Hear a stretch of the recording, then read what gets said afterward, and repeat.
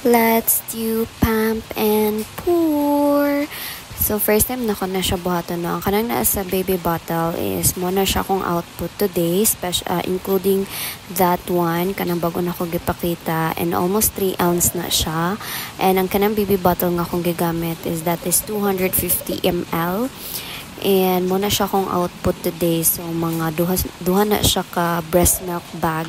And maybe naapay sobra gamay. And ingana ko magbutang sa bag. Ako lang na siyang ginatigom. Akong mapump within the days ginatigom na ako. And ako siyang ginamix. Kanang pag-mix na ako, mura kagamix og milk pod. So, ibot nga na ako date ang duha ka bag, which is 25 man ta karon sa 25 pod ako ibutang diya. Kay para pakita na ko kung unsang unahon og painom kang baby. Ako na siyang gipambutang and makahappy man di ay gakaibog ko sa kung gakita sa TikTok sa mga oversupplier mommies nga gapampan por sila tas dagdaghan nga bag ila mabutngan.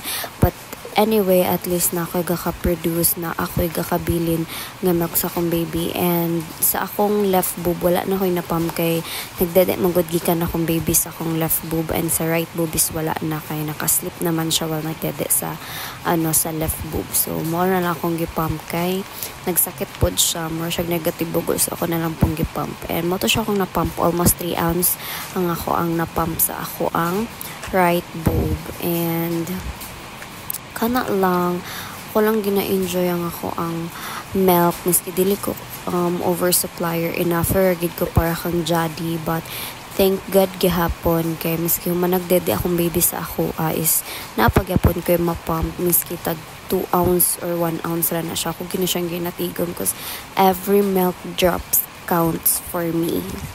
So kana lang, bye. I got 2 bags and napay gamay.